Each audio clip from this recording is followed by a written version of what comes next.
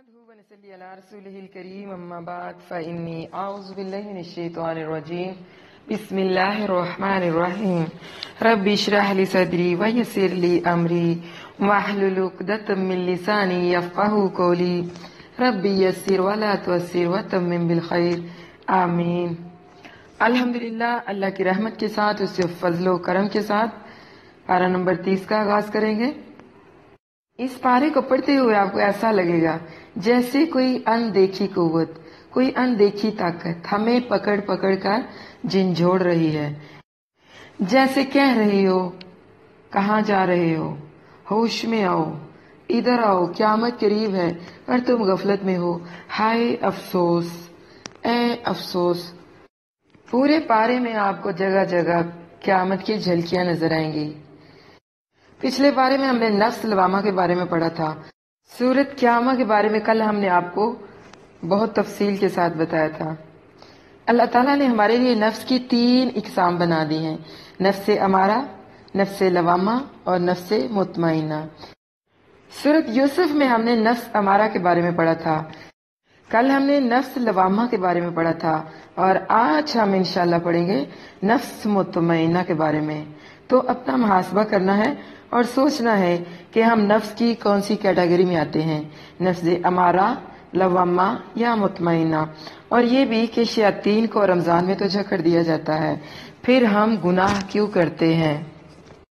اور پھر ہم نے جنت میں اللہ تعالیٰ کے دیدار کے بارے میں پڑھا، جب لوگ جنتوں کی نعمتوں سے لطف اٹھا رہے ہوں گے تو دعا ہے کہ اللہ تعالیٰ ہمارے چہروں کو اس وقت اپنے دیدار سے تر و تازہ رکھے۔ روز قیامت بھی کچھ لوگ اللہ کے دیدار سے محروم رہیں گے۔ اب دعوت تیار ہو، مہمان سارے آ چکے ہوں اور میزبان یہ غائب ہو، تو دعوت کا وہ مزہ نہیں ہوئے گا۔ جتنی خوشی ہمیں میزبان کو دیکھ کر ہوتی ہے اتنی خوشی ہمیں دعوت میں نہیں ہوتی۔ تو اس لیے جنت کی تمام نعمتیں ایک طرف اور اللہ تعالیٰ کا دیدار ایک طرف۔ تو دعا کریے کہ اللہ تعالیٰ ہمیں روز قیامت اپنے دیدار سے محروم نہ رکھے، آمین۔ پچھلے پارے میں دعوت اللہ کی جھلکیاں، پچھلے پارے میں ہم نے دعوت اللہ کی جھلکیاں دیکھی، جنت اور جہنم کے بارے میں جانا، اور پھر یہ بھی دیکھا کہ گناہگاروں کی سزائیں کیا ہیں اور متقین کے انعامات کیسے ہیں۔ آج کے پارے کا آغاز جو ہے وہ بہت اداس کر دینے والا ہے۔ آج کا پارہ آپ کے اندر قیامت کے احساس کو جگائے گا، اور جن کے دل میں یہ احساس جاگ گیا تو سمجھ لیں اس نے خود کو اللہ کی رضا کے آگے جھکا لیا، اور آپ کا معاملہ انسانوں کے ساتھ نہیں پھر اللہ کے ساتھ ہوگا۔ یعنی جو شخص خود کو اپنے اللہ کے آگے جھکا لیتا ہے، اللہ کی رضا کے آگے جھکا دیتا ہے، پھر اس کا معاملہ اس کے اللہ کے ساتھ ہوتا ہے۔ اس کے جو معاملات ہیں وہ اس کے بندوں کے ساتھ نہیں بلکہ اللہ کے ساتھ ہوں گے۔ اس پورے پارے میں آپ کو کسی نہ کسی صورت میں، کسی نہ کسی طریقے سے قیامت کے بارے میں یاد دلا کر آپ کے احساس کو جگایا جائے گا۔ دعوت دی جاتی ہے کہ یہ جو کائنات ہے پوری کی پوری، یہ سب اللہ تعالیٰ کی قدرت کا منہ بولتا ثبوت ہے، اور یہ بھی کہ قیامت آ کر رہے گی۔ اس بات پر یقین رکھنا ہے۔ ہر برائی، ہر گناہ، ہر زیادتی، کسی کی حق تلفی کرتے وقت اس احساس کو اپنے اندر جگائیں کہ اللہ تعالیٰ دیکھ رہا ہے، اور روز قیامت آپ اپنے حساب کو ملنے والے ہیں۔ آج کی ذرا سی خواہش نفس کل کی بڑی پکڑ بن گئی تو کیا ہوگا؟ قیامت کے دن ملنے والی ہر نعمت کے بدلے دل چاہے گا کہ اور ملے، اور ملے، مزید ملے، اور جو نہ مل سکے گا اس کے بارے میں حسرت اور افسوس ہوگا۔ تو آج کے پارے کا آغاز اس دعا کے ساتھ کرتے ہیں کہ اللہ تعالیٰ ہمیں روز قیامت ہمارے کسی بھی اعمال کو ہمارے لیے حسرت نہ بنائے اور ہمیں اپنا دیدار نصیب فرمائے، آمین۔ تو چلتے ہیں پارے کی طرف۔ پہلی سورت ہے سورت نبا۔ نبا کہتے ہیں خبر کو۔ پہلے رکوع کی آیات کا نمبر نوٹ کریں، 1 سے 30۔ اللہ کے حکم پر قربان ہونے کے لیے تیار ہو جائیں۔ بلاوا آ گیا اب اللہ کی طرف سے تو تیار تو ہونا پڑے گا۔ سورت نبا مکی سورت ہے، ترتیب قرآنی کے اعتبار سے 78 نمبر ہے، اور ترتیب نزولی کے لحاظ سے 80 نمبر پر ہے۔ آیات کی تعداد 40 اور رکوع 2 हैं। अम्मा यतसाअलून अनिन नबाइल अजीम। अल्लाह के नाम से जो बेहद रहम वाला नहायत मेहरबान है। किस चीज के बारे में वो आपस में सवाल कर रहे हैं? क्या इस बड़ी खबर के बारे में, यानी कि क़यामत के बारे में, वो कि जिसमें वो इख्तलाफ करने वाले हैं? हरगिज नहीं, अनकरीब वो जान लेंगे। फिर हरगिज नहीं, अनकरीब वो जान लेंगे। क्या हमने जमीन को फर्श नहीं बनाया? ये आपसे सवाल किया जा रहा है, आपने इसका जवाब देना है, तो जवाब दीजिए। अल्लाह ताला आपसे पूछ रहे हैं। ज़हन पर जोर देकर सोचें कि एक एक आयत के अंदर किया गया सवाल आपके शऊर को बेदार करने के लिए है। तो जवाब दीजिए कि अल्लाह आप ही ने बनाया है, सबके आप ही मालिक है। जमीनों आसमान में सिर्फ अल्लाह आप ही की बादशाही है। और पहाड़ों को मेखें, और हमने तुम्हें जोड़ा जोड़ा पैदा किया, और हमने तुम्हारी नींद को बाइसे आराम बनाया, और हमने रात को लिबास बनाया, और हमने दिन को रोजी कमाने के लिए बनाया, और हमने तुम्हारे ऊपर 7 मजबूत आसमान बनाए, और हमने एक बहुत रोशन गर्म चिराग बनाया, यानी सूरज। अल्लाह ताला ने हमारे ऊपर तय बतय 7 आसमान बनाए। अल्लाह ताला ने आसमान को सितारों के साथ मज़य्यन किया, और फिर सूरज बनाया। सूरज से हम क्या करते हैं? रोशनी हासिल करते हैं। यानी सूरज में हरारत और रोशनी दोनों चीजें जमा होती हैं, इसलिए इसको बहुत रोशन और गर्म, यानी गर्म चिराग के साथ इसको तशबीह दी है। मुराद के सूरज ऐसा दहकता हुआ चिराग है कि करोड़ों मील दूर होने के बावजूद अगर कोई शख्स इसे थोड़ी देर के लिए मुसलसल देखने की हमाकत कर बैठे तो अपनी नजरों से ही हाथ धो बैठेगा। और हमने बदलियों से कसरत से बरसने वाला पानी उतारा ताकि हम उसके साथ गल्ला और पौधे उगाएं और गने बागात। यकीनन फैसले का दिन एक मुकर्रर वक्त पर है, जिस दिन सूर में फूंका जाएगा तो तुम फौज दर फौज चले आओगे, और आसमान खोला जाएगा तो वो दरवाजे दरवाजे हो जाएगा, और पहाड़ चलाए जाएंगे तो वो सराब बन जाएंगे। वसुय्यिरतिल जिबालु फकानत सराबा। जो दोपहर के वक्त दूर से देखने वाले को पानी की तरह नजर आता है, मगर हकीकत में कुछ नहीं। इसी तरह पहाड़ रेत बन जाएंगे। दूर से पानी की तरह नजर आती है, मगर हकीकत इसके बरक्स होती है। कुरान में क़यामत के दिन पहाड़ों पर गुजरने वाले अहवाल बताए गए हैं। सबसे पहले सूर की आवाज, यानी सबसे पहला नफका जब सूर में फूंका जाएगा, उस आवाज के साथ ही जमीन और पहाड़ एक चोट से तोड़ दिए जाएंगे। फरमाया वहुमिलतिल अर्ज़ु वल जिबालु फदुक्कतन वाहिदा। और जमीन और पहाड़ों को उठाया जाएगा और दोनों एक ही बार टुकड़े कर दिए जाएंगे। फिर भुरभुरी रेत हो जाएंगे जो खुद ब खुद गिरती चली जाती है। वकानतिल जिबालु कसीबम महिला। सूरत मुज़म्मल में हम पढ़ के आए हैं ना। और पहाड़ गिराई हुई रेत के टीले हो जाएंगे, फिर धुनकी हुई ऊन की तरह। वतकूनुल जिबालु कल इहनिल मनफूश। और पहाड़ धुनकी हुई रंगीन ऊन की तरह हो जाएंगे, फिर बिखरा हुआ गुबार बन जाएंगे। बस वो फैला हुआ गुबार फिर बादलों की तरह चलेंगे, जैसे कि फरमाया हालांकि वो बादलों के चलने की तरह चल रहे होंगे, फिर सराब बन जाएंगे, फिर इनमें से कुछ भी नहीं रहेगा। फक्त चटियल मैदान, चटियल जमीन बेलडोज कर दी जाएगी। हर चीज एक हमवार और सपाट, बड़ी बड़ी बिल्डिंगें, बड़े बड़े प्लाजे, बड़े बड़े शॉपिंग मॉल्स और बड़े बड़े महल रेत की तरह जमीन बोस हो जाएंगे। जमीन में उन्हें हमवार कर दिया जाएगा। कभी देखा है आपने, जब कभी सड़क या कोई रोड वगैरह बनता है या किसी घर पर कोई जब बलडोज किया जाता है तो जमीन एकदम से हमवार हो जाती है। तो इसी तरह ये जो जमीन है हमवार हो जाएगी, इसे बलडोज कर दिया जाएगा। और पहाड़ चलाए जाएंगे तो वो सराब बन जाएंगे। यकीनन जहन्नम हमेशा से एक घात की जगह है, सरकशों के लिए ठिकाना है। वो मुद्दतों इसी में रहने वाले हैं। अब देखें कि जहन्नम घात लगाने वाली है। जिसको देखो वो जहन्नम को भूला हुआ है। हालांकि जहन्नम हमेशा से इंसान की घात में है। किन इंसानों की? سرکشوں کی۔ کن کے لیے بنائی گئی ہے؟ کن کا ٹھکانہ یہ؟ سرکشوں کا ٹھکانہ ہے۔ جواب دیا کریں، یقیناً جہنم ہمیشہ سے گھات کی جگہ ہے، سرکشوں کے لیے ٹھکانہ ہے، وہ مدتوں اسی میں رہنے والے ہیں، نہ اس میں کوئی ٹھنڈ چکھیں گے اور نہ کوئی پینے کی چیز مگر گرم پانی اور بہتی پیپ، پورا پورا بدلہ دینے کے لیے۔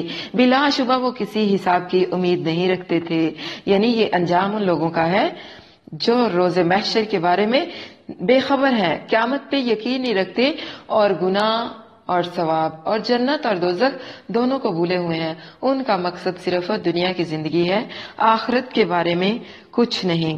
اور انہوں نے ہماری آیات کو جھٹلایا، بری طرح جھٹلا دینا، اور ہر چیز ہم نے اسے لکھ کر محفوظ کر رکھا ہے۔ یعنی جو کچھ بھی ہم کر رہے ہیں ساتھ ساتھ ہمارا ایک ریکارڈ بنتا جا رہا ہے، ہر چھوٹی بڑی چیز ہماری لائف کی لکھی جا رہی ہے۔ تو روز قیامت پھر اللہ نے کہنا ہے، پس چکھو کہ ہم تمہیں عذاب کے سوا ہرگز کسی چیز میں زیادہ نہیں کریں گے، یقیناً پرہیزگاروں کے لیے ایک بہت بڑی کامیابی ہے۔ باغات اور انگور ہیں اور ابری چھاتیوں والی ہم عمر لڑکیاں اور چھلکتے ہوئے پیالے۔ ایک معیوب سی بات ہے، حیا والی بات ہے کہ عورت کا حسن اس کی ابری ہوئی چیسٹ میں ہوتا ہے۔ فٹنس یعنی فگر بہت خوبصورت ہوگی جو جنت کی خواتین ہوں گی۔ انسان کی جو پہلی قیامت ہے اس کی اپنی موت ہی ہوتی ہے، کس کو کب آ جائے کسے پتا۔ تو اپنی موت کی تیاری کرنی ہے، جہنم کی آگ سے بچنے کی دعا مانگنی ہے۔ جس دن سور میں پھونکا جائے گا وہ دن بہت سخت ہوگا، تو سور پھونکنے والے دن کی اللہ سے پناہ مانگنی ہے، اس دن کی سختی سے بچنے کے لیے اللہ تعالیٰ سے دعا کرنی ہے، خلوت میں ہو یا جلوت میں، دن میں ہو یا رات میں، روشنی میں ہو یا اندھیرے میں، ہر گناہ سے بچنا ہے، اس احساس کے ساتھ کہ اللہ دیکھ رہا ہے۔ گناہ کرتے وقت آخرت کے حساب کو بھی یاد رکھنا ہے۔ اگلے رکوع کی آیات ہیں 31 سے 40۔ کاش قیامت کے دن، یہ جو کاش ہے یہ قیامت کے دن کی حسرتیں ہوں گی۔ جنت کی نعمتوں کے بارے میں پہلے، جنت کی نعمتیں ایسی ہوں گی جو نہ کسی آنکھ نے دیکھی نہ کسی کان نے سنی، اور وہ اس میں نہ کوئی بےہودہ بات سنیں گے اور نہ ایک دوسرے کو جھٹلانا۔ تیرے رب کی طرف سے بدلے میں ایسا تحفہ ہے جو کافی ہوگا، اس رب کی طرف سے جو آسمانوں اور زمین اور ان کے درمیان کی ہر چیز کا رب ہے، بے حد رحم والا۔ وہ اس سے کوئی بات کرنے کی قدرت نہیں رکھیں گے۔ جس دن روح اور فرشتے صف بنا کر کھڑے ہوں گے وہ کلام نہیں کریں گے مگر وہی جسے رحمان اجازت دے گا، اور وہ درست بات کہے گا۔ یعنی قیامت کے دن کسی کے اندر اتنی جرت نہیں ہوگی، اتنی ہمت نہیں ہوگی کہ وہ اللہ تعالیٰ کے سامنے کھڑا ہو سکے یا اللہ تعالیٰ سے کوئی بات کر سکے مگر جسے اللہ تعالیٰ اجازت دے۔ یوم یقوم الروح والملائکۃ صفا لا یتکلمون الا من اذن له الرحمن وقال صوابا۔ یعنی جبرائیل علیہ السلام اس قرآن کو امانت دار روح لے کر اترا ہے۔ روح سے مراد حضرت جبرائیل علیہ السلام ہے۔ اللہ تعالیٰ نے ان کی شان کو بلند کرنے کے لیے الگ سے ان کا ذکر فرمایا، جس طرح کہ سورۃ بقرہ میں بھی ہم نے پڑھا تھا نا، جو کہ اللہ اور اس کے فرشتوں اور اس کے رسولوں اور جبرائیل اور میکال کا دشمن ہو تو بے شک اللہ سب کافروں کا دشمن ہے۔ دوسرا اس کا ایک اور معنی بھی ہے، ظاہر ہے کہ بنو آدم کی جو ارواح ہیں، یعنی دوسرا معنی جو لفظ سے ظاہر ہے وہ ہے بنو آدم کی ارواح، یعنی روحوں سے مراد ہے۔ صحیح حدیث کے مطابق یہ اس وقت کا ذکر ہے جب اللہ تعالیٰ نیک اور بد کے فیصلے کے لیے آسمان سے زمین پر میدان محشر میں نزول فرمائے گا، اور لوگ سورج کی گرمی اور پسینے سے گھبرا جائیں گے، اور وہ آدم علیہ السلام سے لے کر حضرت عیسیٰ علیہ السلام تک سب انبیاء کے پاس جائیں گے کہ وہ اللہ تعالیٰ سے سفارش کریں کہ حساب کتاب شروع ہو، لیکن کسی نبی کی جرت اور طاقت اللہ تعالیٰ سے بات کرنے کے لیے نہیں ہوگی۔ آخر کار خاتم النبیین محمد الرسول اللہ صلی اللہ علیہ وسلم کو بات کرنے کا حکم ہوگا، اور آپ شفاعت کریں گے اور آپ کی شفاعت سے لوگوں کا حساب شروع ہو جائے گا۔ یہ بخاری شریف کی حدیث ہے 7440 نمبر پر۔ یہی وہ دن ہے جو حق ہے، پس جو چاہے اپنے رب کی طرف لوٹنے کی جگہ بنا لے۔ بلا شبہ ہم نے تمہیں ایک ایسے عذاب سے ڈرا دیا ہے جو قریب ہے، جس دن آدمی دیکھ لے گا جو اس کے دونوں ہاتھوں نے آگے بھیجا، اور کافر کہے گا اے کاش کہ میں مٹی ہوتا۔ وَيَقُولُ الْكَافِرُ يَا لَيْتَنِي كُنْتُ تُرَابًا، اے کاش کہ میں مٹی ہوتا۔ اور ایسا انسان کب کہے گا؟ جب وہ جانوروں کو دیکھے گا، یعنی حسرت اور افسوس سے کہے گا کہ کاش میں پیدا ہی نہ ہوا ہوتا، نہ میں پیدا ہوتا، نہ میرا حساب کتاب ہوتا۔ کاش کہ میں مر کر مٹی ہو جاتا تو میں حساب کتاب سے بچ جاتا۔ الکافرو، اس سے کون مراد ہے؟ شیطان مردود۔ جب آدم علیہ السلام اور ان کی اولاد کو ان کے اعمال کا ثواب ملے گا تو ابلیس کہے گا کاش میں مٹی ہوتا، کاش آگ سے بنا ہوا نہ ہوتا، کیونکہ اس آگ سے بنا ہونے کی وجہ سے آدم کو سجدہ کرنے کا حکم ٹھکرا دیا، اور پھر میں مردود بن گیا، ذلیل و خوار اور راندہ ہوا بن گیا۔ روز قیامت جب اللہ تعالیٰ قصاص دلائیں گے، جب انسانوں کو ان کے ایک دوسرے کے حقوق کا بدلہ دلوایا جائے گا، یہاں تک کہ ایک بے سینگ والی بکری کو سینگ والی بکری سے بھی بدلہ دلوایا جائے گا جس نے اسے اپنے سینگ سے مارا ہوگا۔ پھر اللہ تعالیٰ ان دونوں کو حکم دے گا، یعنی بکریوں کو جو سینگ اور بے سینگ والی ہیں، ان دونوں کو حکم دے گا کہ مٹی ہو جاؤ، اور وہ دونوں اللہ کے حکم سے مٹی ہو جائیں گی۔ اس وقت کافر دیکھ کر کہے گا کاش مجھے بھی یہ حکم دے دیا جائے کہ میں مٹی ہو جاؤں۔ دعا ہے کہ اللہ تعالیٰ ہمیں روز محشر کی شرمندگی اور رسوائی سے بچا لے، اور ہمیں تمام حسرتوں سے بھی۔ تو کیا پتا چلا؟ قیامت کے دن کوئی کام نہیں آئے گا، نہ کوئی بزرگ، نہ کوئی ولی، نہ کوئی دوست، نہ ماں، نہ باپ، نہ آل، نہ اولاد۔ وہاں پر صرف کام آئیں گے تو ہمارے اعمال کام آئیں گے۔ اس لیے ابھی وقت ہے اپنے اعمال کو سنوار لیں، متقی بننا ہے۔ قیامت کے دن کی ہولناکی اور اس کی وحشت سے بچنے کے لیے اللہ تعالیٰ سے دعا کرنی ہے۔ آخرت میں کامیابی کے لیے اپنے اعمال کو بہتر بنانا ہے، قرآن کی تعلیمات پر عمل کرنا ہے۔ اگلی صورت ہے سورت نازیات، ڈوب ڈوب کر جان نکالنے والے فرشتوں کی صورت ہے۔ پہلے رکوع کا نمبر نوٹ کریں، 1 سے 26۔ 1 سے 26 آیات کا ٹائٹل نوٹ کریں، گھسیٹ کر لے جانے والے لوگ۔ دعا ہے کہ اللہ تعالیٰ ہمیں ایک لمحے کے لیے بھی ہمارے نفس کے حوالے نہ کرے۔ سورت نازیات مکی صورت ہے، ترتیب قرآنی کے اعتبار سے 79 نمبر پر ہے، اور ترتیب نزولی کے اعتبار سے 81۔ آیات کی تعداد 46 اور رکوع 2 ہیں۔ بسم اللہ الرحمن الرحیم، والنازعات غرقا والناشطات نشطا والسابحات سبحا فالسابقات سبقا فالمدبرات امرا یوم ترجف الراجفہ تتبعها الرادفہ قلوب یومئذ واجفہ ابصارها خاشعہ۔ بسم اللہ الرحمن الرحیم، اللہ کے نام سے شروع جو بے حد رحم والا نہایت مہربان ہے۔ ان فرشتوں کی قسم جو ڈوب کر سختی سے جان کھینچ لینے والے ہیں۔ بڑی سختی سے جان کو کھینچ لیا جائے گا۔ انسان کا دنیا سے جانے کا دل نہیں چاہتا، روح دنیا سے جانا نہیں چاہے گی، لیکن کن کی؟ کفار کی، اللہ کے منکروں کی۔ ان لوگوں کو پتا ہوتا ہے کہ ہم نے کیا آگے بھیجا ہے، ہمارے ہاتھوں نے کیا کمایا ہے، اس لیے وہ کبھی بھی روحیں ان کی جسموں سے جدا ہونا نہیں چاہیں گی، اور وہ کبھی بھی مرنا نہیں چاہیں گے۔ اور جو نیک لوگ ہوتے ہیں وہ تو آلریڈی اپنا بوریا بستر تیار کر کے بیٹھے ہوتے ہیں کہ کب اللہ کا بلاوا آئے اور کب وہ اپنا سامان آخرت کی سواری پہ سوار کر لے۔ والنازعات غرقا، ان فرشتوں کی قسم جو ڈوب کر سختی سے جان کھینچ لینے والے ہیں۔ والناشطات نشطا، اور جو بند کھولنے والے ہیں آسانی سے کھولنا۔ والسابحات سبحا، اور جو تیرنے والے ہیں تیزی سے تیرنا۔ فالسابقات سبقا، پھر جو آگے نکلنے والے ہیں آگے بڑھ کر۔ مسند احمد میں حضرت برا بن عازب رضی اللہ عنہ سے ایک طویل حدیث میں ہے کہ رسول اللہ صلی اللہ علیہ وسلم نے فرمایا، اور مومن آدمی جب دنیا سے رخصت ہونے کو ہوتا ہے تو ملک الموت اس کے سر کے پاس آ کر بیٹھ جاتا ہے اور کہتا ہے، اے پکیزہ جان، غور سے سنیے گا، نوٹ کرتے جائیے گا، ایک ایک لفظ اپنے سینوں میں اتار لیں، اپنے دماغوں میں محفوظ کر لیں۔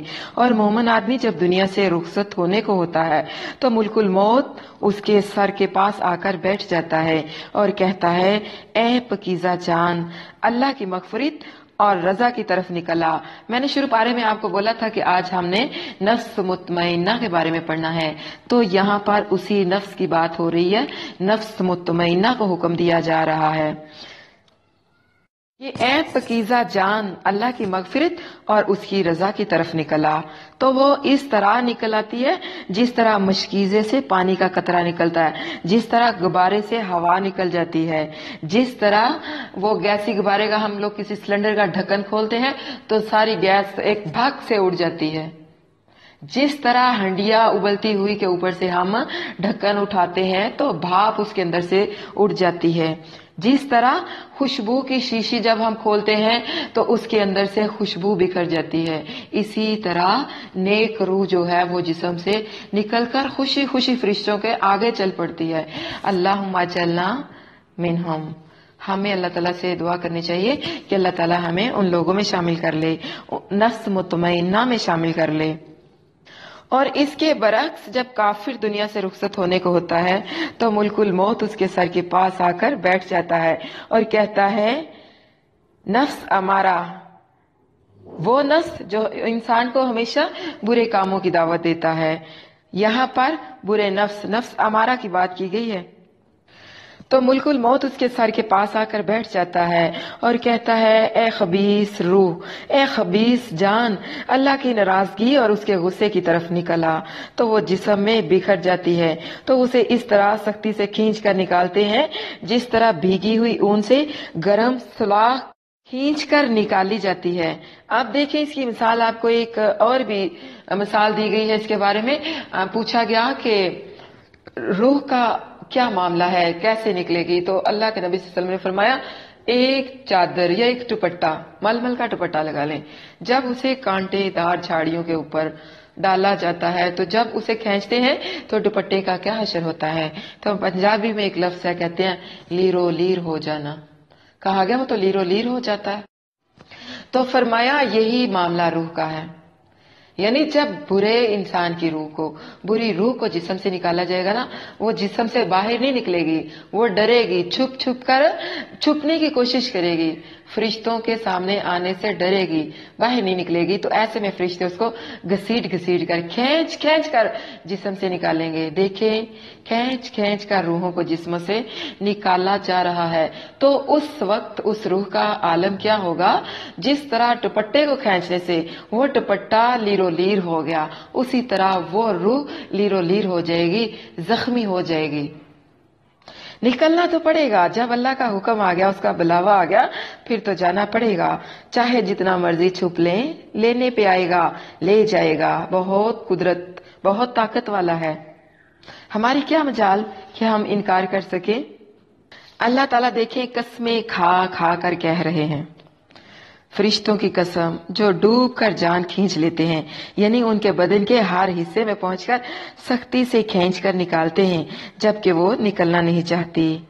رسی کی گرہ کھولنا مطلب ہوتا ہے ناشتاتی، جس طرح رسی کی گرہ کھول دی جاتی ہے، فرشتے مسلمان کی روح کی گرہ کھول کر نکالتے ہیں اور وہ خوشی سے اللہ کی مغفرت اور جنت کی طرف دوڑتی ہے۔ کون سی بھلا؟ مومن کی روح۔ اور کافر کی روح کی حالت، بدن کی تکلیف الگ، فالمدبرات امرا، پھر جو کسی کام کی تدبیر کرنے والے ہیں، یوم ترجف الراجفہ، جس دن ہلا ڈالے گا سخت ہلانے والا، یعنی کہ زلزلہ۔ سوچیں ذرا، آپ اپنے گھر میں بیٹھے ہوئے ہیں یا کسی ایسی جگہ پر آپ بیٹھے ہیں، آپ اکیلے ہیں، اندھیرا چھایا ہوا ہے اور ایک دم سے زلزلہ آ جائے، چھتیں کڑکڑانے لگ جائیں، دیواریں ہلنے لگ جائیں، زمین دراڑیں چھوڑنے لگ جائیں، تو ایسی حالت میں آپ کا، اس وقت آپ کی حالت کیا ہوگی؟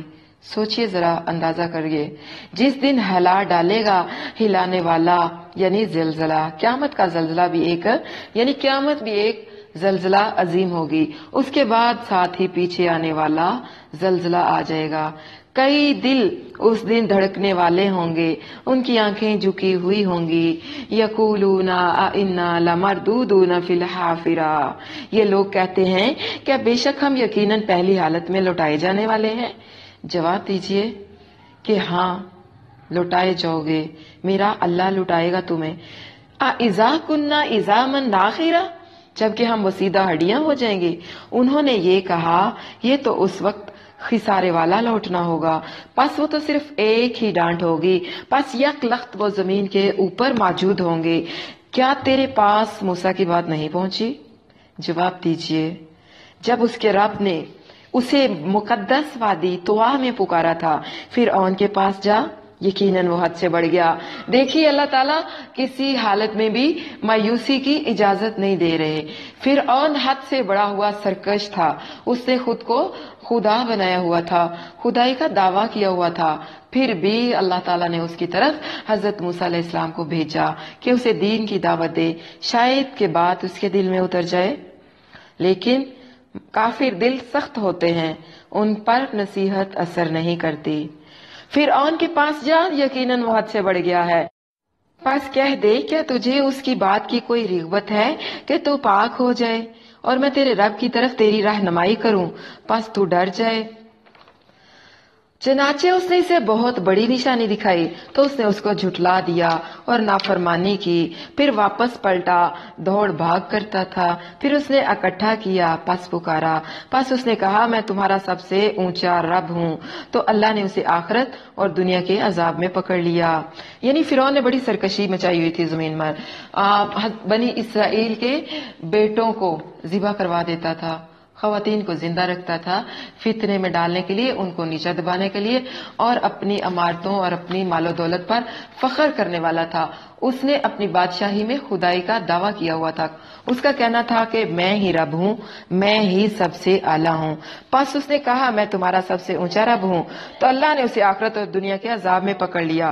یعنی اللہ تعالیٰ نے اس کی سرکشی کی بنا پر اسے پانی میں غرق کر دیا، تو اللہ تعالیٰ نے اسے آخرت اور دنیا کے عذاب میں پکڑ لیا۔ بے شک اس میں اس شخص کے لیے یقیناً بڑی عبرت ہے جو اللہ سے ڈرتا ہے۔ کیا پیدا کرنے میں تم زیادہ مشکل ہو یا آسمان؟ جواب دیجئے، یہ آپ سے سوال کیا جا رہا ہے، کیا پیدا کرنے میں تم زیادہ مشکل ہو یا آسمان؟ اس نے اسے بنایا، اس کی چھت کو بلند کیا، پھر اسے برابر کیا، اور اس کی رات کو تاریک کر دیا اور اس کی دن کو روشنی ظاہر کر دی۔ یعنی اس کی رات کو تاریک بنایا اور اس کے دن کو روشن کر دیا، اور زمین اس کے بعد اسے بچھا دیا، اس سے اس کا پانی اور اس کا چارہ نکالا، اور پہاڑ اس نے گاڑ دیے تمہاری اور تمہارے چپایوں کی زندگی کے سامان کے لیے۔ پہلے اللہ تعالیٰ نے زمین بنائی، پھر آسمان، البتہ زمین کو بچھانے، اس کا پانی اور چارہ نکالنے اور اس میں پہاڑ گاڑنے کا جو کام تھا وہ بعد میں ہوا تھا۔ جب اللہ تعالیٰ نے زمین بنائی تو زمین ہلکی تھی اور زمین ہلنا شروع ہو گئی تھی، پھر اللہ تعالیٰ نے پہاڑوں کو بنایا اور اس کو زمین پر گاڑ دیا۔ یعنی اللہ تعالیٰ نے زمین بنائی اور پھر پہاڑوں کی مضبوط میخیں بنا کر انہیں زمین پر گاڑ دیا تاکہ زمین ہل نہ سکے۔ گویا زمین کی پیدائش آسمان سے پہلے تھی، البتہ دہو یعنی اس کا جو بچھانا ہے وہ بعد میں ہے۔ تبری نے یہ تفسیر علی بن ابی طلحہ کی معتبر سند کے ساتھ ابن عباس رضی اللہ عنہما سے نقل کی ہے اور اسی کو ترجیح بھی دیا ہے۔ روایت کے الفاظ اس طرح سے ہیں، یعنی اللہ تعالیٰ نے زمین کو اس میں موجود روزیوں سمیت اسے بچھائے بغیر آسمان سے پہلے پیدا کیا، پھر آسمان کی طرف متوجہ ہوا اور انہیں درست کر کے 7 آسمان بنا دیا، پھر زمین کو اس کے بعد بچھا دیا۔ یہی اللہ تعالیٰ کے اس فرمان کا مطلب ہے کہ وَالْأَرْضَ بَعْدَ ذَلِكَ دَحَاهَا، اور زمین کو اس کے بعد بچھا دیا۔ اللہ تعالیٰ نے پہلے آسمان پیدا کیا اس حال میں کہ وہ دھوئیں کے جیسا تھا، پھر اللہ تعالیٰ نے زمین کو پیدا کیا، پھر اس پر پہاڑوں کو رکھ دیا، پھر زمین میں سبزہ اور درخت اگائے، یعنی پیدائش کا اندازہ مقرر کیا. پھر اللہ تعالیٰ نے آسمان کو جو اب تک دھوئیں کی شکل میں تھا 7 آسمانوں میں تبدیل کیا اور آسمان کی چھت کو بلند کیا. پھر زمین کو بچھا دیا، اس میں سے پانی اور چارہ نکالا اور پہاڑوں کو زمین میں مضبوطی سے گاڑ دیا. اس میں جو طرح طرح کے فائدے ہیں کس کے لیے ہیں؟ ہمارے لیے اور ہمارے جانوروں کے لیے. فَإِذَا جَاءَتِ الطَّامَّةُ الْكُبْرَى، پھر جب وہ ہر چیز پر چھا جانے والی سب سے بڑی مصیبت آ جائے گی، سب کچھ مٹا دینے والی، ملیا میٹ کر دینے والی، یعنی ہر چیز کو اس طرح کر دے گی جس طرح کے بلڈوز کر دیا گیا ہے. قیامت کس کی بات ہو رہی ہے؟ قیامت. آج کے پارے میں آپ کو قیامت کے مختلف نام نظر آنے ہیں. قیامت کے نام جو ہیں ان کو نوٹ کرتے جائیے گا. پھر جب وہ ہر چیز پر چھا جانے والی سب سے بڑی مصیبت آ جائے گی، جس دن انسان یاد کرے گا جو اس نے کوشش کی، اور جہنم ہر اس شخص کے لیے ظاہر کر دی جائے گی جو دیکھتا ہے. پس لیکن جو حد سے بڑھ گیا اور اس نے دنیا کی زندگی کو ترجیح دیا تو بے شک جہنم ہی اس کا ٹھکانہ ہے. اور رہا وہ جو اپنے رب کے سامنے کھڑا ہونے سے ڈر گیا اور اس نے نفس کو خواہش سے روک لیا، یعنی اپنے نفس کی خواہشوں کو روک لیا. ڈر اور نفس پہ قابو.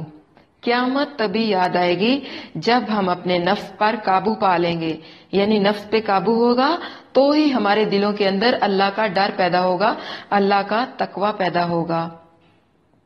تو جب تقوی پیدا ہوگا تو پھر ہمیں قیامت بھی یاد آ جائے گی. کیسے چیک کرنا ہے؟ وَنَهَى النَّفْسَ عَنِ الْهَوَىٰ، اپنی خواہشات کے آئینے میں خود کو چیک کریے، پھر آپ کو پتہ چل جائے گا کہ آپ قیامت کو کتنا یاد کرتے ہیں. آپ جب دعا مانگتے ہیں تو آپ کی دعا میں کس چیز کا زیادہ ذکر ہے؟ جب آپ کہیں پر جاتے ہیں کسی کو کہتے ہیں کہ میرے لیے دعا کرنا، تو اس وقت آپ کی ترجیح کس چیز کو ہے؟ یعنی آپ نے کس چیز کو اس وقت ترجیح دی ہے؟ اگر کوئی عمرے پہ جاتا ہے، کوئی حج پہ جا رہا ہے تو کہا جا رہا ہے انکل، آنٹی، باجی، آپی، بہنا ہمارے لیے بھی دعا کریے گا. تو اس وقت سوچئے گا کہ آپ نے کس دعا کو ترجیح دی ہے. آپ کی دعائیں، آپ کی مصروفیات یہ آپ کو بتائیں گی کہ آپ آخرت کو یاد کرتے ہیں یا کہ پھر اپنے نفس کے پیچھے لگے ہوئے ہیں، آخرت کو بلایا ہوا ہے. اپنی دعاؤں میں چیک کر لیں، اپنی مصروفیت کو دیکھ لیں. آپ دیکھیں کہ دن میں کتنی مرتبہ آپ گھر سے باہر جاتے ہیں، گھر کے اندر آتے ہیں، کسی بھی کام کاج کے لیے محفلوں میں جاتے ہیں، پارٹیز میں جاتے ہیں، آفیسز میں جاتے ہیں. یعنی آپ نے یہ چیک کرنا ہے کہ دن بھر میں جتنے بھی قدم آپ نے اٹھائے ہیں ان میں آپ نے کتنے قدم اس مقصد کی طرف اٹھائے ہیں کہ آپ نے قیامت میں اپنے حساب کو ملنا. وَبُرِّزَتِ الْجَحِيمُ لِمَنْ يَرَىٰ، یعنی گمراہ لوگوں کے لیے جہنم سامنے کر دی جائے گی کہ لو دیکھو، جھٹلاتے تھے، کہتے تھے دیکھا جائے گا، لو دیکھ لو، اب سامنے حاضر ہے تمہارا ٹھکانہ. اور اسی طرح متقی لوگوں کے لیے جنت قریب کر دی جائے گی. وَأُزْلِفَتِ الْجَنَّةُ لِلْمُتَّقِينَ وَبُرِّزَتِ الْجَحِيمُ لِلْغَاوِينَ، جنت متقی لوگوں کے قریب کر دی جائے گی اور جہنم گمراہوں کے لیے ظاہر کر دی جائے گی. مومن اس سے بچائے جانے پر اللہ تعالیٰ کا شکر ادا کرے گا اور کافر اس وقت افسوس کرے گا، یا لیتانی، اے کاش کہ میں مسلم ہوتا، کاش کہ میں مسلمان ہوتا، یا پھر کہتا کاش کہ میں مٹی ہوتا، کاش کہ میں کبھی پیدا ہی نہ ہوا ہوتا، کاش کہ مجھے موت آ جاتی اور آج میں اپنے حساب کو نہ ملتا، آج مجھے اپنے اعمال کا حساب نہ دینا پڑتا. تو جو شخص اپنے رب کے سامنے کھڑا ہونے سے ڈر گیا، اس نے اللہ کی رضا کو اپنا لیا، خواہش نفس کو اللہ کی رضا کے تابع کر لیا، تو بے شک جنت ہی اس کا ٹھکانہ ہے. وہ تجھ سے قیامت کے متعلق پوچھتے ہیں کہ اس کا قیام کب ہے، اس کے ذکر سے کہ تو کس خیال میں ہے. جواب دیجئے، کیا تیاری کی ہے، کس امید پہ، کس مان کے ساتھ، کن اعمال کے بل بوتے پر آخرت کا سوال کرتے ہو. ایک دفعہ ایک آدمی نے اللہ کے نبی صلی اللہ علیہ وسلم کو بلند آواز سے پکار کر کہا، اے محمد صلی اللہ علیہ وسلم، بتائیے قیامت کب آئے گی. اللہ کے نبی صلی اللہ علیہ وسلم نے فرمایا، قیامت تو جب آئے گی اپنے وقت پہ آئے گی، لیکن تو بتا تو نے اس کے لیے کیا تیاری کی ہے. تو جو پوچھتے ہیں تجھ سے کہ کب ہے یہ وعدہ، کب ہے قیامت آئے گی، کس بل بوتے پہ پوچھتے ہیں، کون سی تیاری کر رکھی ہے؟ تیرے رب ہی کو اس کا علم ہے، یعنی تیرے رب ہی کی طرف اس کے علم کی انتہا ہے، تو صرف اسے ڈرانے والا ہے جو اس سے ڈرتا ہے۔ کس کی بات کی جا رہی ہے؟ اللہ کے نبی کی بات کی جا رہی ہے کہ تیرا کام صرف ہے ڈرانا ہے، اس کا وقت کب آنا یہ تو صرف اللہ کو پتا ہے۔ گویا وہ جس دن اسے دیکھیں گے وہ دنیا میں نہیں ٹھہریں گے، یعنی جب قیامت آئے گی اس وقت ان کا ہونا نہ ہونا، ان کا ماننا نہ ماننا سب بیکار ہو جائے گا۔ گویا وہ جس دن اسے دیکھیں گے وہ دنیا میں نہیں ٹھہریں گے مگر دن کا ایک پچھلا حصہ یا اس کا پہلا حصہ۔ جب پوچھا جائے گا نا ان لوگوں سے کہ کتنا وقت، کتنی مدت دنیا میں گزار کر آئے ہو، تو وہ کہیں گے کہ ایک دن یا دن کا کچھ حصہ۔ کأنہم یوم یرونہا، یعنی وہ قیامت جسے یہ بہت دور سمجھ رہے ہیں جب آئے گی تو انہیں ایسے معلوم ہوگا جیسے وہ دنیا میں صرف دن کا پچھلا حصہ یا پہلا حصہ ہی رہے ہیں، پورا ایک دن بھی نہیں رہے۔ اللہ تعالیٰ سے دعا کریے کہ اللہ تعالیٰ ایک لمحے کے لیے بھی ہمیں ہمارے نفس کے حوالے نہ کرے۔ نفس کا دعویٰ، ابھی جو ہم نے پڑھا ہے نا رکوع، اس کا ٹائٹل ہے یہ نفس کا دعویٰ، نفس کے حوالے نہ کرنا۔ مسند احمد کی روایت میں ہے آپ صلی اللہ علیہ وسلم نے فرمایا کانپنے والی آئے گی، اس کے پیچھے ہی پیچھے اور آنے والی ہوگی، یعنی موت اپنے ساتھ اپنی آفتوں کو بھی لیے ہوئے آئے گی۔ ایک شخص نے کہا اللہ کے نبی اگر میں اپنی دعا میں سارا وقت درود پڑھنے میں لگا دوں تو آپ نے فرمایا اللہ تعالیٰ تجھے اور آخرت تمام عمر، یعنی تمام عمر کے اور دنیا کے بھی اور آخرت کے بھی تمام غموں سے تجھے بچا لے گا۔ تو اس سے ایک بات آپ نے نوٹ کرنی ہے کہ درود شریف کی کثرت رکھا کریں، ہر وقت کوشش کیا کریں کہ درود شریف پڑھیں۔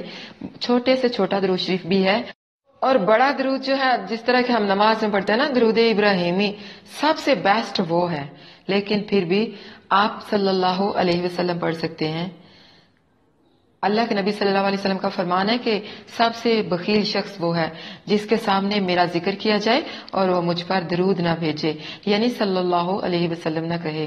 تو صلی اللہ علیہ وسلم کہا کریں، بہت مشکل ہے تو آپ کہہ دیا کریں اللہم صلی علی محمد، اللہم صلی علی محمد، اللہم صلی علی محمد، یعنی اٹھتے بیٹھتے کثرت کے ساتھ درود شریف پڑھا کریں۔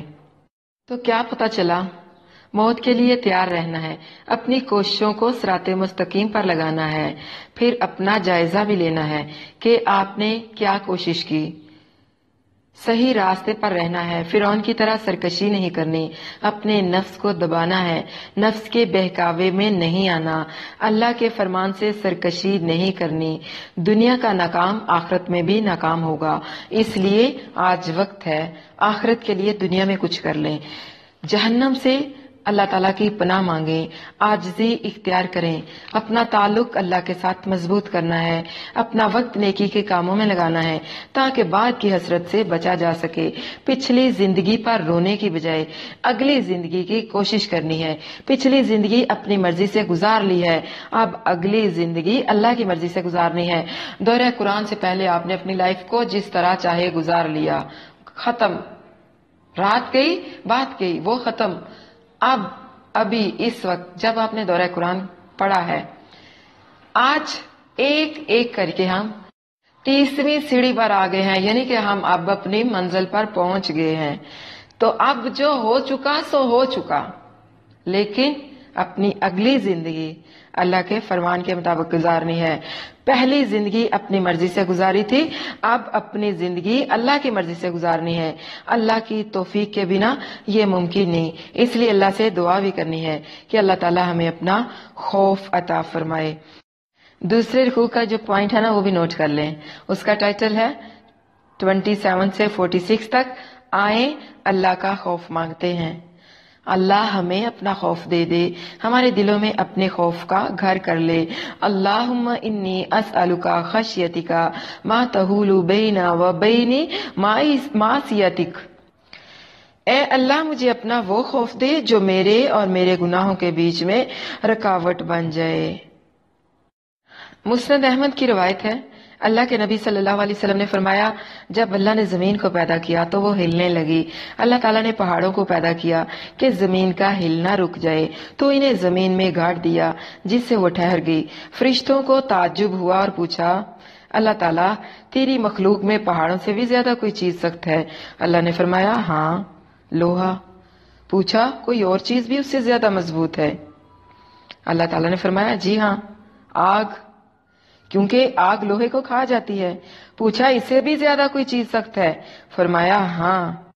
فرمایا پانی، پانی آگ کو بجھا دیتا ہے۔ پھر پوچھا اس سے بھی سخت کوئی چیز ہے؟ فرمایا ہاں ہے نا، ہوا، یعنی ہوا پانی کو بھی اڑا دیتی ہے، بخارات بنا کر اسے اڑا دیتی ہے۔ پوچھا پروردگار کیا تیری مخلوق میں اس سے بھی زیادہ کوئی بھاری چیز ہے؟ فرمایا ہاں ہے نا ابن آدم، وہ یہ ہے کہ اپنے دائیں ہاتھ سے جو خرچ کرتا ہے اس کی خبر اس کے بائیں ہاتھ کو بھی نہیں ہوتی، اس کا مقام باقیوں سے بڑھ کر ہے۔ تو کیا پتا چلا؟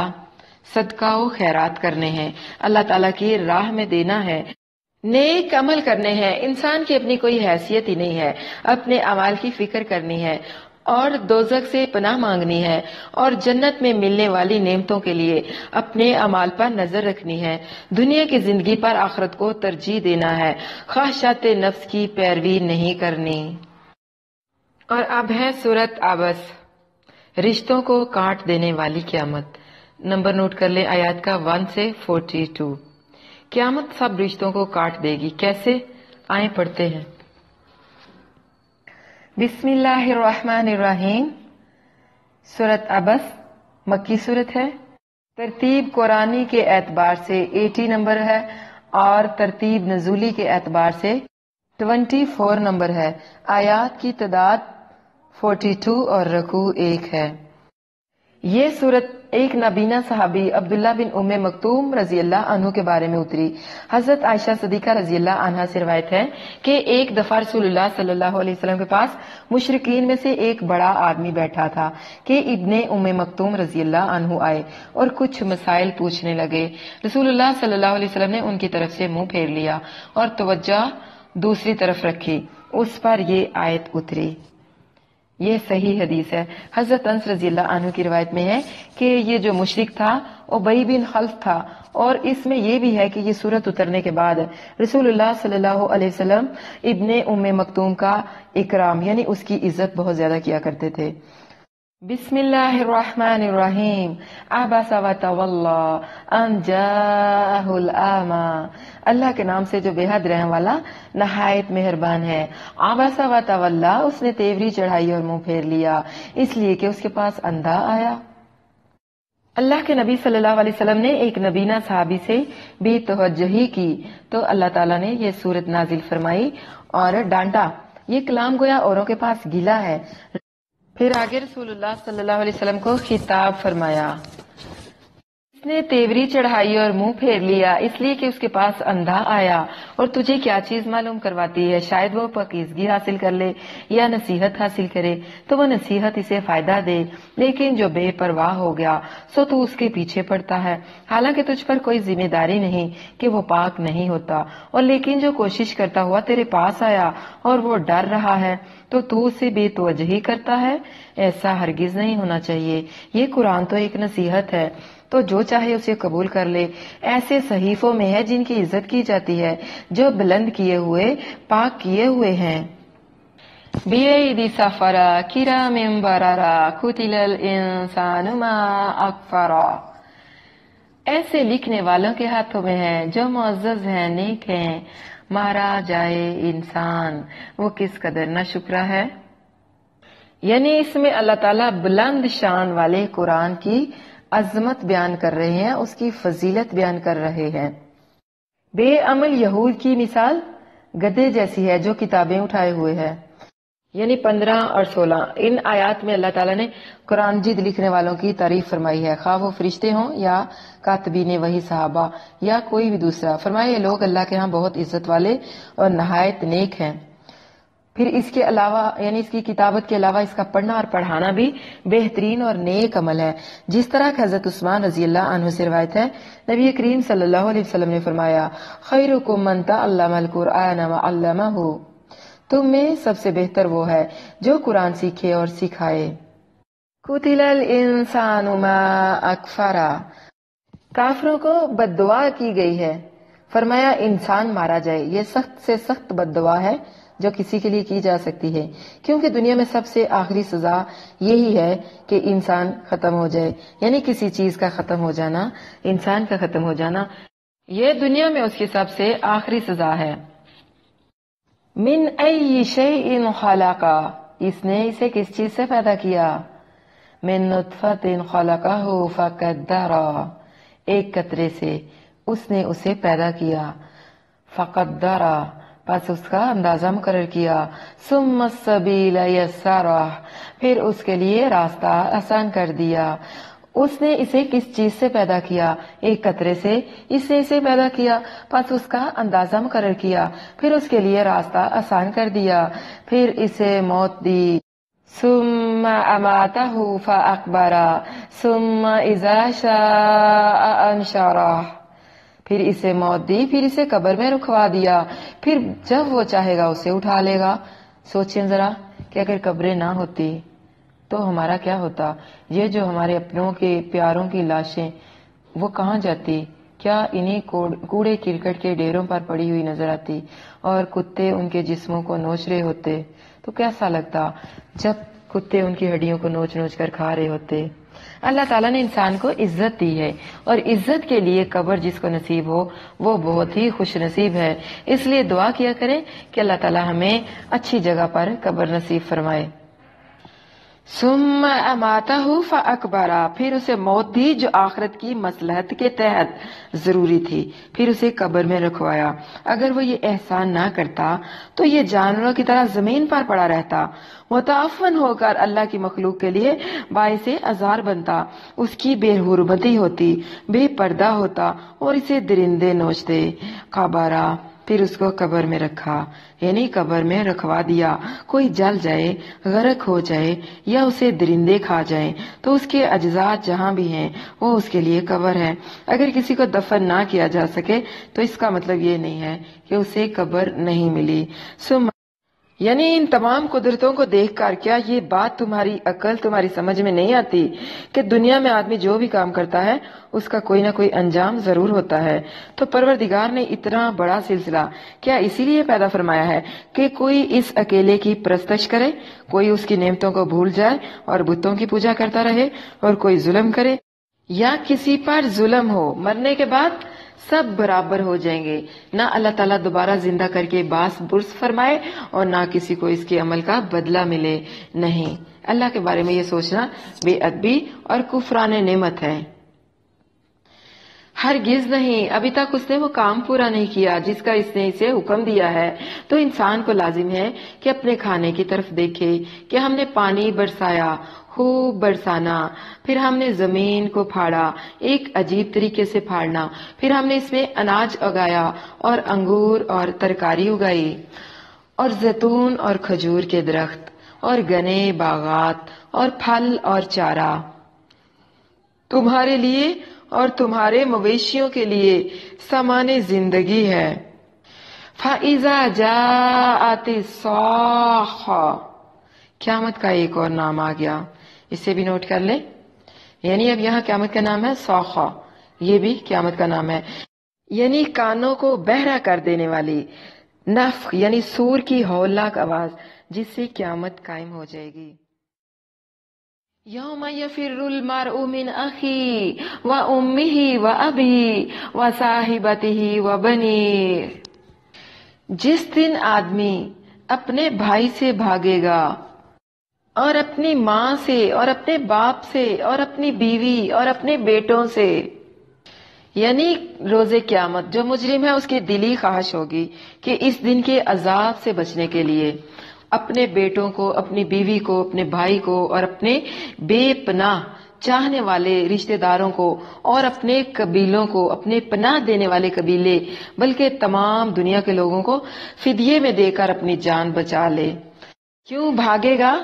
قیامت کی وجہ سے جو گھبراہٹ پیدا ہو جائے گی قیامت کی بدحواسی سے، حتیٰ کہ رسول اللہ صلی اللہ علیہ وسلم کو چھوڑ کر باقی تمام انبیاء بھی نفسی نفسی نفسی نفسی کہیں گے، ہائے میری جان میری جان میری جان، اللہ مجھے بچا لے، اللہ مجھے بچا لے۔ اس کے علاوہ یہ خوف ہوگا کہ رشتہ دار کوئی حق نہ مانگ لے، اس کے خلاف کوئی شہادت نہ پیش کر دے اور ظلم کے بدلے میں اس کے گناہ نہ اٹھانے پڑ جائیں۔ دل صاف کر لیں، ناراضگیاں ختم کر لیں۔ اس دن ان میں سے ہر شخص کی ایک ایسی حالت ہوگی جو اسے دوسروں سے بے پرواہ بنا دے گی۔ کچھ چہرے اس دن روشن ہوں گے، ہنستے ہوئے بہت خوش، اور کچھ چہرے اس دن ان پر ایک غبار ہوگا، ان کو سیاہی ڈھانپتی ہوگی۔ یہی ہیں وہ کافر جو نافرمان ہے۔ وَوَجُوهٌ يَوْمَئِذٍ عَلَيْهَا غَبَرَةٌ تَرْهَقُهَا قَتَرَةٌ أُولَئِكَ هُمُ الْكَفَرَةُ الْفَجَرَةُ۔ یہی ہیں جو کافر ہیں، نافرمان ہیں۔ حضرت عائشہ صدیقہ رضی اللہ عنہا سے روایت ہے، رسول اللہ صلی اللہ علیہ وسلم نے فرمایا، تم ننگے پاؤں ننگے جسم بغیر ختنہ کی حالت میں اٹھائے جاؤ گے۔ حضرت عائشہ صدیقہ رضی اللہ عنہا فرماتی ہیں، میں نے کہا اے اللہ کے رسول صلی اللہ علیہ وسلم، پھر تو مرد اور عورتیں ایک دوسرے کو دیکھیں گے؟ آپ صلی اللہ علیہ وسلم نے فرمایا، معاملہ اس سے سخت ہوگا کہ یہ بات ان کی سوچ میں بھی آ جائے۔ ترمذی شریف کی روایت ہے، حضرت عبداللہ بن عباس رضی اللہ عنہ سے مروی ہے، اس حدیث میں ہے کہ آپ صلی اللہ علیہ وسلم نے اس موقع پر یہ آیت پڑھی، لِكُلِّ امْرِئٍ مِّنْهُمْ يَوْمَئِذٍ شَأْنٌ يُغْنِيهِ۔ اس دن ان میں سے ہر آدمی کی ایک ایسی حالت ہوگی جو اسے دوسروں سے بے پرواہ بنا دے گی۔ تو کیا پتا چلا؟ داعیے دین بننا ہے، اللہ کا پیغام جہاں تک ہو سکے وہاں تک پہنچانا ہے۔ ہدایت اللہ ہی کے ہاتھ میں ہے، ہم نے لوگوں کو ترغیب دینی ہے، اللہ جسے چاہتا ہے راستہ دکھاتا ہے۔ آدمی قبر کے اندر گل سڑ جائے گا سوائے ریڑھ کی ہڈی کے، یہ مٹی میں نہیں گلتی، اسی سے انسان کو دوبارہ پیدا کیا جائے گا۔ پہلے بھی انسان اسی سے پیدا ہوتا ہے اور دوسری مرتبہ بھی اسی کو نئی ترکیب دی جائے گی۔ قیامت کے دن ہمارے جسم اس مٹی سے اگیں گے۔ قیامت کے دن خاک آلود چہروں سے اللہ کی پناہ مانگنی ہے اور دعا کرنی ہے کہ اللہ تعالیٰ روز قیامت ہمارے چہروں کو تر و تازہ رکھے۔ اور اب ہے سورۃ تکویر، رکوع کی آیات کا نمبر نوٹ کریں 1 سے 29۔ حضرت ابن عمر رضی اللہ عنہما سے روایت ہے کہ رسول اللہ صلی اللہ علیہ وسلم نے فرمایا، جسے یہ بات پسند ہو کہ وہ قیامت کے دن کی طرف ایسے دیکھے جیسے آنکھ سے دیکھتا ہو، تو وہ سورہ تکویر، سورہ انفطار اور سورہ انشقاق پڑھ لے۔ اس سورت کی ابتدائی آیات میں قیامت کو واقع ہونے والی 12 چیزیں ذکر فرمائی ہے۔ پہلی 6 چیزیں پہلے نفخے کے وقت ہوں گی اور آخری 6 چیزیں دوسرے نفخے کے وقت۔ ان کے بعد 13ویں آیت میں وہ بات بیان فرمائی جو ان سب چیزوں کے ذکر سے مقصود ہے، یعنی اس وقت ہر جان جو کچھ لے کر آئی ہے اسے جان لے گی۔ تو آپ نے نوٹ کرتے جانا ہے۔ بسم اللہ الرحمن الرحیم، سورۃ تکویر مکی سورت ہے، ترتیب قرآنی کے اعتبار سے 81 نمبر ہے اور ترتیب نزولی کے اعتبار سے 7 نمبر پر ہے۔ آیات کی تعداد 29 اور رکوع 1 ہے۔ اِذَا الشَّمْسُ كُوِّرَتْ وَإِذَا النُّجُومُ انقَدَرَتْ وَإِذَا الْجِبَالُ سُيِّرَتْ، جب سورج لپیٹ دیا جائے گا، جب ستارے بے نور ہو جائیں گے اور جب پہاڑ چلائے جائیں گے۔ اللہ تعالیٰ نے پہاڑوں کو زمین کے اندر گاڑ رکھا ہے اور زمین میں وہ کشش رکھی ہے جو انہیں باندھ کر رکھے ہوئے ہے۔ اللہ کے حکم سے قیامت کے دن وہ کشش ختم ہو جائے گی اور یہ جامد پہاڑ دھنکی ہوئی روئی کی طرح ذرہ ذرہ ہو کر بادلوں کی طرح چل پڑیں گے، حتیٰ کہ سراب کی طرح۔ اور جب 10 ماہ کی حاملہ اونٹنیاں بیکار چھوڑ دی جائیں گی اور جب جنگلی جانور اکٹھے کیے جائیں گے اور جب سمندر بھڑکائے جائیں گے، وَإِذَا الْبِحَارُ سُجِّرَتْ وَإِذَا النُّفُوسُ زُوِّجَتْ اور جب جانیں ملائی جائیں گی. وَإِذَا الْمَوْءُودَةُ سُئِلَتْ اور جب زندہ دفن کی گئی لڑکی سے پوچھا جائے گا. بِأَيِّ ذَنبٍ قُتِلَتْ کہ وہ کس گناہ کے بدلے میں قتل کی گئی. وَإِذَا الصُّحُفُ نُشِرَتْ اور جب اعمال نامے پھیلائے جائیں گے. وَإِذَا السَّمَاءُ كُشِطَتْ اور جب آسمان کی کھال اتاری جائے گی. وَإِذَا الْجَحِيمُ سُعِّرَتْ اور جب جہنم بھڑکائی جائے گی. وَإِذَا الْجَنَّةُ أُزْلِفَتْ اور جب جنت قریب لائی جائے گی. عَلِمَتْ نَفْسٌ مَّا أَحْضَرَتْ اور ہر جان لے گی جو لے کر آئی. فَلَا أُقْسِمُ بِالْخُنَّسِ پس نہیں میں قسم کھاتا ہوں ان ستاروں کی جو پیچھے ہٹنے والے ہیں. الجوار الکنس جو چلنے والے ہیں چھپ جانے والے ہیں. واللیل اذا عسعس اور رات کی جب وہ جانے لگتی ہے. والصبح اذا تنفس اور صبح کی جب وہ سانس لیتی ہے. انہ لقول رسول کریم بے شک یہ یقیناً ایک ایسے پیغام پہنچانے والے کا قول ہے جو بہت معزز ہے. ذی قوت عند ذی العرش مکین بڑی قوت والا ہے عرش والے کے ہاں بہت مرتبے والا ہے. مطاع ثم امین وہاں اس کی بات مانی جاتی ہے ایمانت دار ہے. وما صاحبکم بمجنون اور وہ تمہارا ساتھی ہرگز کوئی دیوانہ نہیں. وَلَقَدْ رَآهُ بِالْأُفُقِ الْمُبِينِ اور بلا شبہ یقیناً اس نے اس جبرائیل علیہ السلام کو آسمان کے روشن کناروں پر دیکھا ہے. وَمَا هُوَ عَلَى الْغَيْبِ بِضَنِينٍ اور وہ غیب کی باتوں پر ہرگز بخل کرنے والا نہیں. وَمَا هُوَ بِقَوْلِ الشَّيْطَانِ الرَّجِيمِ اور وہ ہرگز کسی مردود شیطان کا کلام نہیں. فَأَيْنَ تَذْهَبُونَ پھر تم کہاں جا رہے ہو؟ جواب دیجئے ان هو الا ذکر للعالمین یہ اس کے علاوہ کچھ نہیں کہ جہانوں کے لیے نصیحت ہے. لمن شاء منکم ان یستقیم اس کے لیے جو تم میں سے چاہے کہ سیدھا چلے. وما تشاءون الا ان یشاء اللہ رب العالمین اور تم نہیں چاہتے مگر یہ کہ اللہ چاہے جو سب جہانوں کا رب ہے. سورج اور چاند کو لپیٹنے کی باتیں کی جا رہی ہیں. آیت نمبر 6 میں دیکھیں سمندروں کے بھڑکائے جانے کی ایک صورت کیا ہے کہ زمین کے نیچے جو بے پناہ حرارت اور آگ ہے جو آتش فشاں پہاڑوں کے بیدار ہونے کی صورت میں کبھی کبھی ظاہر ہوتی رہتی ہے وہ اللہ کے حکم سے سمندروں کو بھڑکا کر انہیں بھاپ بنا کر اڑا دے گی. پھر پہاڑوں کی بلندی اور سمندروں کی گہرائی ختم ہو کر زمین ایک چٹیل میدان بن جائے گی. ایک صورت اس کی یہ بھی ہو سکتی ہے کہ پانی آکسیجن اور ہائیڈروجن دو گیسوں کا مرکب ہے جن میں سے ایک جلانے والی اور دوسری جلنے والی ہے. اور یہ اللہ تعالیٰ کی عجیب قدرت ہے کہ ان دونوں کو ملا کر آگ بجھانے والا پانی بنا دیا. فَبِأَيِّ آلَاءِ رَبِّكُمَا تُكَذِّبَانِ سبحان اللہ وبحمدہ سبحان اللہ العظیم. اللہ کی تعریف بیان کیا کریں. قیامت کے وقت اللہ کے حکم سے ان دونوں کا میلاب ختم ہو جائے گا اور وہ اپنے اصل کی طرف لوٹ کر بھڑکانے اور بھڑکنے لگے گی جس سے سمندروں کا یہ بے حساب پانی چشموں زدن میں اڑ جائے گا. بہرحال اللہ کا حکم ہوگا تو سمندر آگ سے بھڑکنے لگیں گے. اور جب جانیں ملائی جائیں گی پہلے یہ کہ جانیں جسموں کے ساتھ ملائی جائیں گی یہاں سے دوسرے نفخہ کے بعد کے حالات ہیں تو سب دوبارہ زندہ ہو جائیں گے. دوسرا بات یہ کہ جانوں کی قسمیں بنا دی گئی ہیں نیکوں کو نیکوں کے ساتھ اور گناہگاروں کو گناہگاروں کے ساتھ ملا دیا جائے گا جس طرح کہ اللہ تعالیٰ نے فرمایا احشر الذین ظلموا وازواجهم وما كانوا يعبدون جمع کرو ان لوگوں کو جنہوں نے ظلم کیا اور ان کے ہم شکلوں کو اور ان کو جن کی وہ عبادت کیا کرتے تھے. آیت نمبر 8 اور 9 میں دیکھیے وہ لڑکی جسے زندہ دفن کر دیا گیا.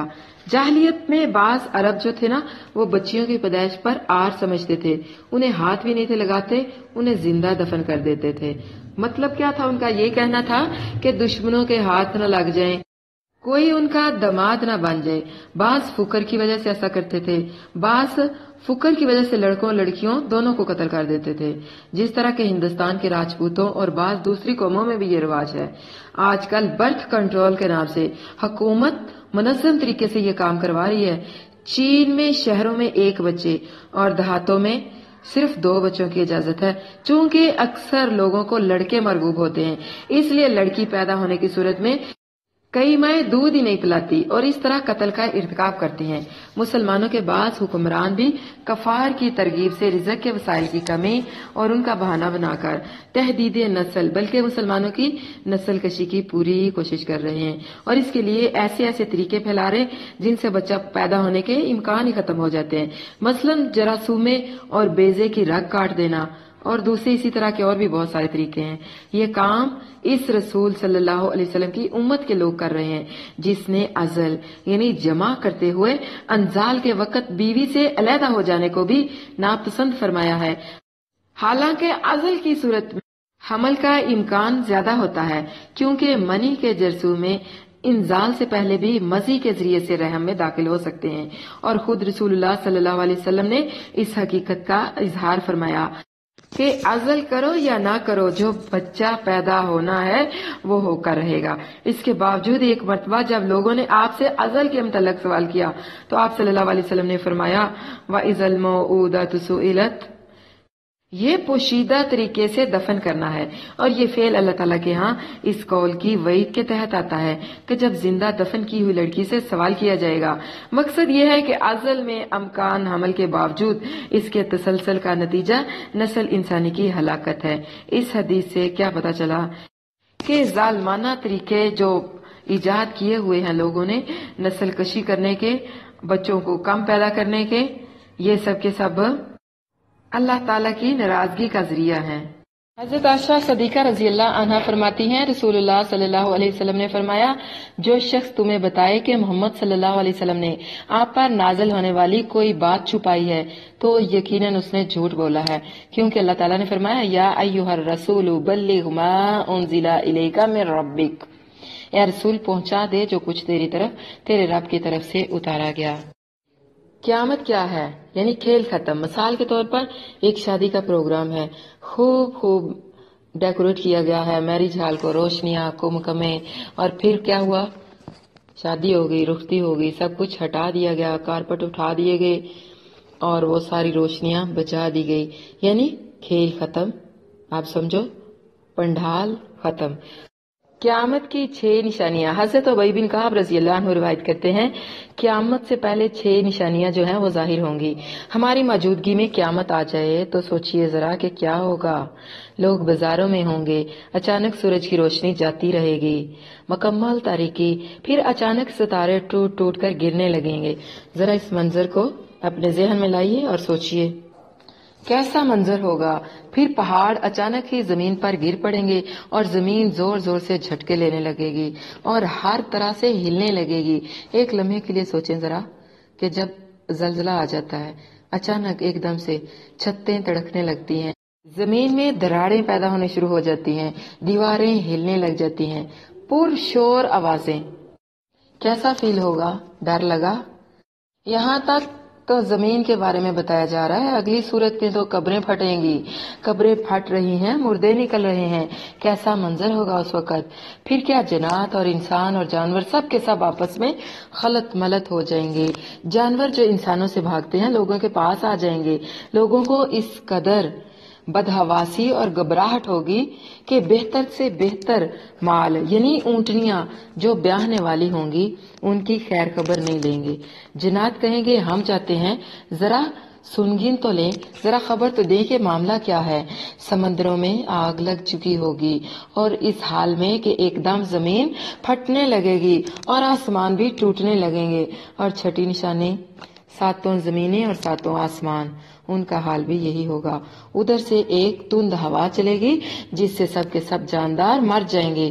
قیامت بہت بڑی چیز ہے، اسے ہلکا مت سمجھیے۔ ضرورت اس بات کی ہے کہ اس کی فکر کی جائے۔ بے فکر انسان قیامت کو بھول چکا ہے۔ جب دنیا کا نشہ ٹوٹے گا تب قیامت نظر آئے گی تو کیا پتا چلا؟ نظام کائنات درہم برہم ہو جائے گا۔ قیامت کی شدت سے انسان اپنی قیمتی چیزوں سے بھی دستبردار ہو جائے گا۔ اس لیے آج ہی سنبھل جائیں، اپنے بچوں کو قتل نہیں کرنا۔ رازق اللہ تعالیٰ ہے، رزق اللہ کے ذمہ ہے۔ رزق کے ڈر سے، مفلسی کے ڈر سے اپنے بچوں کو قتل نہیں کرنا۔ اللہ کی تقسیم پر راضی رہنا ہے، اللہ کی ناراضگی سے بچنا ہے، نیک عمل کرنے ہیں۔ اور آپ ہے سورۃ انفطار، قیامت کا دل خراش منظر۔ 1 سے 9 آیات کا نمبر نوٹ کریں۔ دنیا کیا سے کیا ہو گئی۔ بسم اللہ الرحمن الرحیم۔ سورۃ انفطار مکی سورت ہے۔ ترتیب قرآنی کے لحاظ سے 82 نمبر ہے اور ترتیب نزولی کے اعتبار سے 82۔ آیات کی تعداد 19 اور رکوع 1۔ بسم اللہ الرحمن الرحیم۔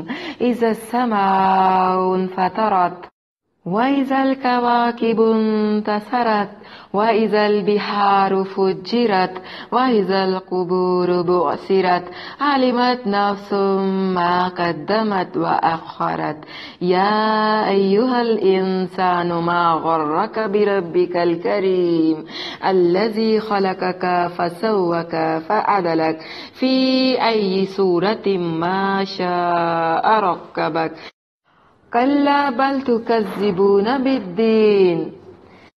جب آسمان پھٹ جائے گا اور جب ستارے بکھر کر گر جائیں گے اور جب سمندر پھاڑ دیے جائیں گے اور جب قبریں الٹ دی جائیں گی، ہر شخص جان لے گا جو اس نے آگے بھیجا اور جو پیچھے چھوڑا۔ اے انسان، تجھے تیرے نہایت کرم والے رب کے متعلق کس چیز نے دھوکہ دیا؟ وہ جس نے تجھے پیدا کیا، پھر تجھے درست کیا، پھر تجھے برابر کیا، جس صورت میں بھی اس نے چاہا تجھے جوڑ دیا۔ ہرگز نہیں، بلکہ تم جزا کو جھٹلاتے ہو۔ وَإِنَّ عَلَيْكُمْ لَحَافِظِينَ، حالانکہ بلا شبہ تم پر یقیناً نگہبان مقرر ہیں، کرامن کاتبین، جو بہت عزت والے ہیں، لکھنے والے ہیں، یعلمون ما تفعلون، وہ جانتے ہیں جو تم کرتے ہو۔ ان الابرار لفی نعیم، بے شک نیک لوگ یقیناً بڑی نعمت میں ہوں گے۔ وَإِنَّ الفجار لفی جحیم، اور بے شک نافرمان لوگ یقیناً بھڑکتی ہوئی آگ میں ہوں گے۔ یصلونہا یوم الدین، وہ اس میں جزا کے دن داخل ہوں گے۔ وما ہم عنہا بغائبین، اور وہ سے کبھی غائب ہونے والے نہیں۔ وما ادراک ما یوم الدین، اور تجھے کس چیز نے معلوم کروایا کہ جزا کا دن کیا ہے۔ ثم ما ادراک ما یوم الدین، پھر تجھے کس چیز نے معلوم کروا دیا کہ جزا کا دن کیا ہے۔ یوم لا تملک نفس لنفس شیئا، جس دن کوئی جان کسی جان کے لیے کسی چیز کا اختیار نہیں رکھے گی۔ والامر یومئذ للہ، اور اس دن حکم صرف اللہ کا ہوگا۔ سمندر پھاڑ دیے جائیں گے یعنی بھڑکائے جائیں گے۔ پہلے قیامت کے شدید زلزلوں سے ساری زمین جا بجا پھٹ جائے گی۔ درمیان میں حائل رکاوٹیں ختم ہونے سے ایک ہو جائیں گی اور پھر ان میں آگ لگ جائے گی۔ جو بھی اچھے اور برے عمل کرنے ہیں پھر ان کا بدلہ پانا ہے۔ یا ایھا الانسان ما غرک بربک الکریم، اتنے مہربانیوں والے رب کے متعلق دھوکہ کھانے اور کفر کرنے کی تو گنجائش ہی نہیں تھی۔ دنیا میں بظاہر لوگوں کی کچھ نہ کچھ ملکیت ہوتی ہے، ایک حد تک نفع اور ضرر بھی ہوتا ہے، مگر قیامت کے دن اللہ کے علاوہ کسی کا کوئی اختیار نہیں ہوگا، نہ ملکیت اور نہ حکومت۔ جیسا کہ اللہ تعالیٰ نے فرمایا، آج کے دن کی بادشاہی کس کی ہے؟ صرف اللہ کی، جو ایک ہے، زبردست ہے۔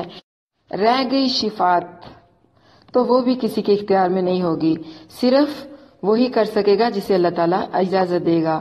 فرمایا من ذا الذی یشفع عندہ الا باذنہ، کون ہے جو اس کے پاس اس کی اجازت کے بغیر سفارش کرے؟ تو کیا پتہ چلا؟ شیطانی چالوں سے بچنا ہے۔ روز جزا کا فیصلہ اللہ کے ہاتھ میں ہے، اپنے اعمال کو بہتر بنانا ہے۔ کرامن کاتبین ہر وقت ساتھ ہیں، ہر وقت ہمارا ریکارڈ تیار کر رہے ہیں۔ کسی دھوکے میں نہیں رہنا، نماز قائم کرنی ہے، زکوٰۃ ادا کرنی ہے، گواہی کو نہیں بدلنا، دین میں محتاط ہو کر چلنا ہے، پورے خلوص کے ساتھ دین کا کام کرنا ہے۔ اور اب سورۃ مطففین۔ سورۃ مطففین مکی سورت ہے، ترتیب قرآنی کے اعتبار سے 83 نمبر اور ترتیب نزولی کے اعتبار سے 86، آیات کی تعداد 36 اور رکوع 1 ہے۔ نمبر نوٹ کر لیں 1 سے 36۔ ہلاک ہو گئے ڈنڈی مارنے والے۔ بسم اللہ الرحمن الرحیم، ویل للمطففین، بڑی ہلاکت ہے ماپ تول میں کمی کرنے والوں کے لیے۔ الذین اذا اکتالوا علی الناس یستوفون، وہ لوگ کہ جو لوگوں سے ماپ کر لیتے ہیں تو پورا لیتے ہیں۔ وَإِذَا قَالُوهُمْ أَوْ وَزَنُوهُمْ يُخْسِرُونَ، اور جب انہیں ماپ کر یا انہیں تول کر دیتے ہیں تو کم دیتے ہیں۔ کیا یہ لوگ یقین رکھتے ہیں کہ یہ اٹھائے جانے والے ہیں ایک بہت بڑے دن کے لیے، جس دن لوگ رب العالمین کے لیے کھڑے ہوں گے؟ یہی حال ہمارا ہے۔ جب ہم رشتوں سے اپنا حق مانگتے ہیں تو چاہتے ہیں کہ ہمیں زیادہ ملے، اور جب دینے کی بات آتی ہے تو پورا بھی نہیں دیتے۔ ہرگز نہیں، بے شک نافرمان لوگوں کا اعمال نامہ یقیناً دائمی سخت قید کے دفتر میں ہے۔ اور تجھے کس چیز نے معلوم کروایا کہ دائمی سخت قید کا دفتر کیا ہے؟ ایک کتاب ہے واضح لکھی ہوئی۔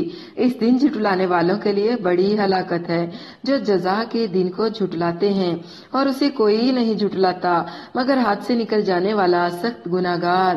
جب اس کے سامنے ہماری آیات پڑھی جاتی ہیں تو کہتا ہے اساطیر الاولین، یہ تو پہلے لوگوں کی کہانیاں ہیں۔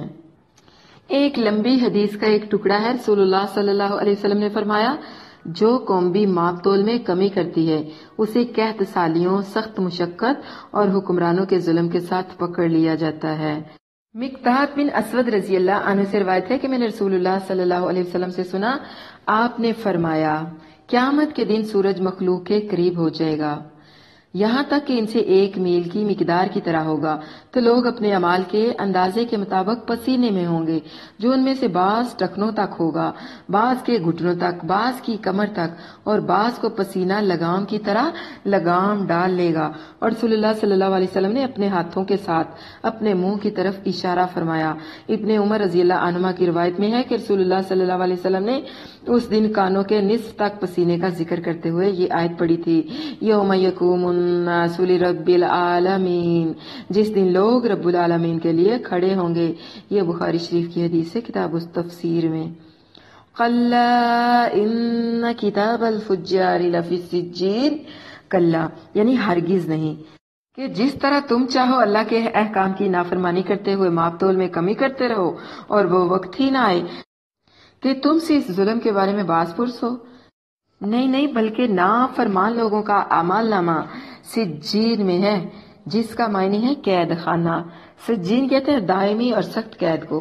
یہ وہ کتاب ہے جس میں ہمیشہ جہنم میں رہنے والوں کے نام اور ان کے اعمال محفوظ ہیں، گویا یہ دائمی قید والوں کا رجسٹر ہے، کیونکہ اللہ تعالیٰ نے خود سجین کی وضاحت کی ہے کہ وہ کتاب مرقوم یعنی ایک واضح لکھی ہوئی کتاب ہے، جس میں کوئی کمی بیشی یا رد و بدل نہیں ہو سکتا کہ کوئی نام یا عمل داخل کر دیا جائے یا مٹا دیا جائے۔ ویل یومئذ للمکذبین، اس سے معلوم ہوا کہ ماپ تول میں کمی کرنے والے در حقیقت قیامت کے دن پر ایمان نہ رکھنے کی وجہ سے ایسا کرتے ہیں۔ ہرگز نہیں، بلکہ زنگ بن کر چھا گیا ہے ان کے دلوں پر جو وہ کماتے تھے۔ ہرگز نہیں، بے شک وہ اس دن یقیناً اپنے رب سے حجاب میں ہوں گے، یعنی روز قیامت بھی بہت سارے ایسے لوگ ہوں گے جو اللہ تعالیٰ کے دیدار سے محروم رہیں گے، پھر بے شک وہ بھڑکتی ہوئی آگ میں یقیناً داخل ہونے والے ہیں۔ ثم انہم لصال الجحیم، ثم يقال هذا الذي كنتم به تكذبون، پھر کہا جائے گا یہی ہے جسے تم جھٹلایا کرتے تھے۔ مطلب یہ کہ قرآن کو جھٹلانے کی وجہ یہ نہیں ہے کہ یہ پہلے لوگوں کی کہانیاں ہیں یا اس کے حق ہونے میں کسی قسم کا کوئی شبہ ہے، بلکہ ان کی بدعمالیاں سیاہ زنگ کی صورت میں ان کے دل پر غالب آ چکی ہیں۔ اسے نہ حق نظر آتا ہے نہ باطل باطل۔ مستشرقین اور منکرین حدیث کی طرح پہلے منکرین کا بھی یہی حال تھا کہ اگر قرآن میں کوئی نئی بات آتی تو کہتے ما سمعنا بہذا فی آبائنا الاولین، ہم نے تو یہ بات اپنے پہلے باپ دادا میں سنی ہی نہیں، اور اگر وہ بات پہلی کتابوں میں موجود ہوتی تو کہتے یہ وہاں سے سرقہ کیا گیا ہے، یعنی اساطیر الاولین، یہ تو پہلوں کی کہانیاں ہیں۔ قاتلہم اللہ انا یؤفکون، اللہ انہیں مارے کدھر بہکائے جا رہے ہیں، یعنی جو کچھ وہ کمایا کرتے تھے وہ زنگ بن کر ان کے دلوں پر چھا گیا ہے۔ گناہ کا خاصہ ہے کہ اگر بار بار کیا جائے اور توبہ نہ کی جائے تو پورے دل کو گھیر لیتا ہے۔ حضرت ابو ہریرہ رضی اللہ عنہ سے روایت ہے، رسول اللہ صلی اللہ علیہ وسلم نے فرمایا بندہ جب کوئی گناہ کرتا ہے تو اس کے دل پر ایک سیاہ داغ لگ جاتا ہے، جب باز آ جائے اور معافی مانگ لے تو اس کا دل صاف ہو جاتا ہے، اور اگر دوبارہ گناہ کرے تو داغ بڑھا دیا جاتا ہے یہاں تک کہ وہ سیاہ داغ اس کے پورے دل پر غالب آ جاتا ہے۔ یہی ہے وہ رانا جو اللہ عز و جل نے ذکر فرمایا، کلا بل رانا علی قلوبہم ما کانوا یکسبون، ہرگز نہیں بلکہ زنگ بن کر چھا گیا ہے ان کے دلوں پر جو وہ کماتے تھے۔ ترمذی شریف کی یہ حدیث ہے تفسیر سورۃ مطففین کی، یہ حدیث حسن ہے، صحیح ہے۔ علیون کا معنی ہے بہت ہی اونچا، یعنی 12 سے 18 آیات کے اندر دیکھیں۔ اللہ تعالیٰ کے فرمان کے مطابق یہ کتاب جس میں نیک لوگوں کے نام اور ان کے اعمال واضح طور پر لکھے ہوئے ہیں، ان میں کوئی رد و بدل یا کمی بیشی ممکن نہیں۔ یشہدہ المقربون، یعنی اس کی نگرانی کرنے کے لیے مقرب فرشتے حاضر رہتے ہیں۔ اس کا ایک اور معنی بھی ہے، چونکہ وہ نیک لوگوں کا دفتر ہے اس لیے اس کو دیکھنے کے لیے انہی مقرب لوگوں کو وہاں حاضر ہونے کی اجازت ہے جن کا وہ دفتر ہے۔ اس صورت میں ابرار ہی مقرب ہیں۔ ہرگز نہیں، بے شک نیک لوگوں کا نامہ اعمال یقیناً بہت ہی اونچے لوگوں کے دفتر میں ہے۔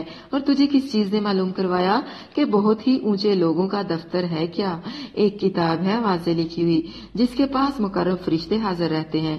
بے شک نیک لوگ یقیناً بہت بڑی نعمت میں ہوں گے، تختوں پر بیٹھے دیکھ رہے ہوں گے، تو ان کے چہروں میں نعمت کی تازگی پہچانے گا۔ انہیں ایسی خالص شراب پلائی جائے گی جس پر مہر لگی ہوگی، اس کی مہر کستوری کی ہوگی۔ اسی کو حاصل کرنے میں ان لوگوں کو مقابلہ کرنا لازم ہے جو کسی چیز کی حاصل کرنے میں مقابلہ کرنے والے ہیں، اور اس کی ملاوٹ مزاجہ من تسنیم، تسنیم سے ہوگی۔ جنت کے چشمے کا نام ہے تسنیم، جو ایک چشمہ ہے جس سے مقرب لوگ پیئیں گے۔ بے شک وہ لوگ جنہوں نے جرم کیے ان لوگوں پر جو ایمان لائے ہنسا کرتے تھے۔ وَإِذَا مَرُّوا بِهِمْ يَتَغَامَزُونَ، اور جب وہ ان کے پاس سے گزرتے ہیں تو ایک دوسرے کو آنکھ سے اشارے کیا کرتے تھے، اور جب اپنے گھر والوں کے پاس واپس آتے تو خوش گپیاں کرتے ہوئے واپس آتے تھے، اور جب انہیں دیکھتے تو کہا کرتے تھے بلا شبہ ہؤلاء لضالون، یقیناً یہ گمراہ ہیں، حالانکہ وہ ان پر نگہبان بنا کر نہیں بھیجے گئے۔ سو آج وہ لوگ جو ایمان لائے کافروں پر ہنس رہے ہیں۔ علی الارائک ینظرون، تختوں پر بیٹھے نظارہ کر رہے ہیں۔ حل ثوب الکفار ما کانوا یفعلون، کیا کافروں کو اس کا بدلہ دیا گیا جو وہ کیا کرتے تھے؟ تو کیا پتا چلا؟ حد سے نہیں گزرنا، سرکشی نہیں کرنی، ماپ تول میں کمی نہیں کرنی، نمازوں میں کوتاہی اور سستی نہیں کرنی، قرآن کو پہلوں کی کہانیاں نہیں کہنا، اپنے دلوں سے غفلت کے زنگ کو دور کرنا ہے، دنیا کی بجائے آخرت کی زندگی کو ترجیح دینی ہے، آخرت کے لیے کوشش کرنی ہے، ایمان والوں کا مذاق نہیں اڑانا۔ اور اب ہے سورۃ انشقاق، پھر قیامت۔ آج آپ کا تعلق آخرت سے جڑ کر رہے گا۔ آج جھنجھوڑ کر قیامت کی یاد کروائی جا رہی ہے۔ 1 سے 25 آیات کا نمبر نوٹ کر لیں اور ٹائٹل ہے لوٹ کر تو جانا ہی ہے۔ سورۃ انشقاق ترتیب قرآنی کے لحاظ سے 84 نمبر ہے اور ترتیب نزولی کے اعتبار سے 83 مکی صورت ہے۔ آیات کی تعداد 25 اور رکوع 1۔ بسم اللہ الرحمن الرحیم اذا السماء انشقت، اور جب آسمان پھٹ جائے گا، وَأَذِنَتْ لِرَبِّهَا وَحُقَّتْ، اور اپنے رب کے حکم پر کان لگائے گا اور یہی اس کا حق ہے۔ وَإِذَا الْأَرْضُ مُدَّتْ، اور جب زمین پھیلا دی جائے گی، وَأَلْقَتْ مَا فِيهَا وَتَخَلَّتْ، اور اس میں جو کچھ ہے اسے باہر پھینک دے گی اور خالی ہو جائے گی۔ وَأَذِنَتْ لِرَبِّهَا وَحُقَّتْ، اور اپنے رب کے حکم پر کان لگائے گی اور یہی اس کا حق ہے۔ جب آسمان پھٹ جائے گا اور اپنے رب کے حکم پر کان لگائے گا اور یہی اس کا حق ہے، اور جب زمین پھیلا دی جائے گی اور اس میں جو کچھ ہے اسے باہر پھینک دے گی اور خالی ہو جائے گی اور اپنے رب کے حکم پر کان لگائے گی اور یہی اس کا حق ہے۔ اے انسان، تو مشقت کرتے کرتے اپنے رب کی طرف جانے والا ہے، سخت مشقت، پھر اس سے ملنے والا ہے۔ پس لیکن وہ شخص جس کا اعمال نامہ اس کے دائیں ہاتھ میں دیا گیا، سو عنقریب اس سے حساب لیا جائے گا، حساب یسیرا، نہایت آسان حساب، اور وہ اپنے گھر والوں کی طرف وَيَنْقَلِبُ إِلَىٰ أَهْلِهِ مَسْرُورًا، اور وہ اپنے گھر والوں کی طرف خوش خوش واپس آئے گا۔ تو دعا کیجئے، اللہم حسبنا حسابا یسیرا۔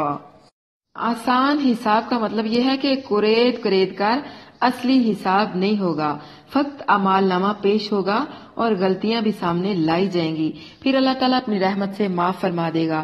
حضرت عائشہ صدیقہ رضی اللہ عنہا فرماتی ہیں کہ رسول اللہ صلی اللہ علیہ وسلم نے فرمایا، جس کسی کا بھی حساب لیا گیا وہ ہلاک ہو گیا۔ حضرت عائشہ رضی اللہ عنہا نے عرض کی، یا رسول اللہ صلی اللہ علیہ وسلم، میرے ماں باپ آپ پر فدا ہوں، اللہ مجھے آپ پر فدا کرے۔ کیا اللہ تعالیٰ نے یہ نہیں فرمایا کہ جس کا نامہ اعمال ان کے دائیں ہاتھ میں دیا جائے گا اس کا حساب آسان ہوگا؟ آپ صلی اللہ علیہ وسلم نے فرمایا، یہ صرف پیشی ہے جس میں صرف اس کے اعمال پیش کیے جائیں گے، اور جس سے حساب میں پڑتال کی گئی وہ تو ہلاک ہو گیا۔ جن بندوں پر اللہ کی نظر عنایت ہوگی ان کے لیے آسان حساب کی ایک صورت وہ ہوگی جو ابن عمر رضی اللہ عنہما نے رسول اللہ صلی اللہ علیہ وسلم سے سنی۔ آپ صلی اللہ علیہ وسلم نے فرمایا، تم میں سے ایک بندہ اپنے رب کے قریب ہوگا یہاں تک کہ وہ اپنا دامن اس پر رکھے گا کہ کسی اور کو خبر نہ ہو، پھر فرمائے گا تو نے یہ کام کیے ہیں۔ ہے نا اللہ تعالیٰ کتنی محبت کرنے والا اپنے بندوں سے، قربان جائیں۔